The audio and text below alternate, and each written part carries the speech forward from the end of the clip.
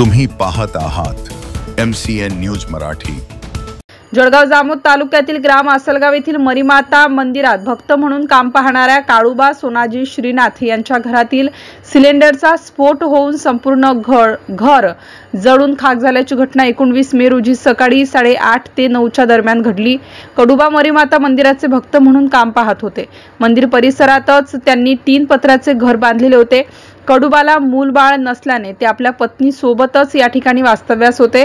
दरम्यान काही दिवसा अगोदर त्यांना अर्धांग वायू झाल्याने त्यांच्यावर डॉक्टरांकडे उपचार सुरू आहेत। अशातच आज सकाळी उपचाराकरिता डॉक्टरकडे जात असताना 8 ते 9च्या दरम्यान अचानक सिलेंडरचा स्फोट होऊन त्यांच्या घराला भीषण आग लागली। त्या आगीमध्ये त्यांचे संपूर्ण घर आणि प्रसादाचे साहित्य जळून खाक झाले। सुदैवाने जीवितहानी टळली। या गरीब कुटुंबाचे पूजा करून प्रसाद विकणे हाच उदरनिर्वाहाचा रोजगार असल्याने आणि संपूर्ण घर आणि प्रसाद साहित्य जळून खाक झाल्याने आपला उदरनिर्वाह कसा करावा आणि पुन्हा घर कसे बांधावे या चिंतेने दोघे पती पत्नी व्याकुळ झाले आहेत। MCN न्यूज मराठी करिता दिलीप इंगळे, आसलगाव। मी दवाखान्यात येऊन राहिली होती। यायले डॉक्टरने बोलावलं होतं, पॅरेलाइज झाला होता। त्यासाठी डॉक्टरनं बोलावलं होतं। आज 15 दिवसानं मी घेऊन चालली होती दवाखान्यात। तर ते काही एकदम गॅसच्यानं पेटून गेलं घर। तुमचा मुलगा इथं आला होता का पाणी प्यायला? मूलबाळ काही नाही आम्हाला। गावात माझा नातू आला होता इकडे पाणी द्यायला। ते झाडाला पाणी देतात ते पाणी नाही दिलं त्यानं, तसेच पळत गेले घरी। इकडे पहा, तसेच पळत गेले तिकडे। गॅसच्या स्फोटमुळे झालं काय? हा हा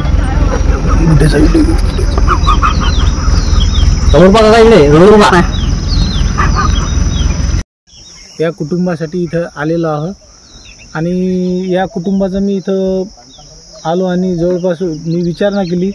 तर विचारणा केल्यानंतर असं आढळून झालं की ह्या काकांना पॅरालिसिस झाल्यामुळे दवाखान्यात नेत होत्या। तर ते दवाखान्यात नेत असल्यामुळे ते आपल्या बसस्टँड समोरच गेले आणि तिथून त्यांचे काहीतरी नातेवाईक आहेत, चुलती आहेत की काय आहेत मला नेमकं माहीत नाही।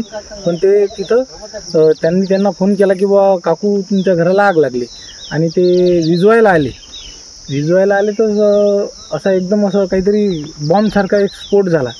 तर त्यांच्या घरात सिलेंडर होतं असं लोक म्हणतात। तर लोक म्हणतात म्हणून म्हटल्यापेक्षा सिलेंडरच उडलेलं आहे। इथं तुम्ही बघू शकता साहेब। तर काय की माझी अशी वैयक्तिक इच्छा आहे की ते एक साधारण कुटुंब आहे आणि इथं मरीमाताचं म्हणजे भगत म्हणून काम करतात आणि प्रसादालयाचं एक दुकान आहे। तर त्या दुकानात काम करतात, त्यांचं पूर्ण नुकसान झालेलं आहे। त्यांचे जे काय नोटा असतील, चिल्लर तर तुम्हाला दिसतेच साहेब, तुम्ही बघितलं असेल की तिथं चिल्लर जळलेली आहे काय आहे। तर त्यांचं समजा जे काही वैयक्तिक जे त्याच्या कष्टातून जे कमावत असतील ते तिथं तुम्हाला दिसलेलंच आहे। आणि आता नोटा किती आहेत काय आहेत ते काकूनं तुम्हाला सांगितलंच असेल की अमकं झालं ढमकं झालं। तर कसं आहे, माझी अशी वैयक्तिक इच्छा आहे की एक बजरंगीच्या नात्याने, आमच्या गाववतीच्या नात्याने, बजरंगी नाही गावच्या नात्याने, की या काकूला आणि त्या काकाला काहीतरी वैयक्तिक मदत मिळावी, कारण त्यांचं कुटुंब पूर्ण नष्ट झालेलं आहे। शासनाकडून काहीतरी मदत मिळावी अशी मी अपेक्षा करतो। आणि प्रशांत भाऊकडून बी, म्हणजे प्रशांत भाऊ जरी हजर नसतील तरी मी प्रशांत भाऊकडून एक बजरंगी म्हणून अपेक्षा करतो की शासनाकडून काहीतरी मदत काकांना आणि काकूंना मिळावी। धन्यवाद। धन्यवाद।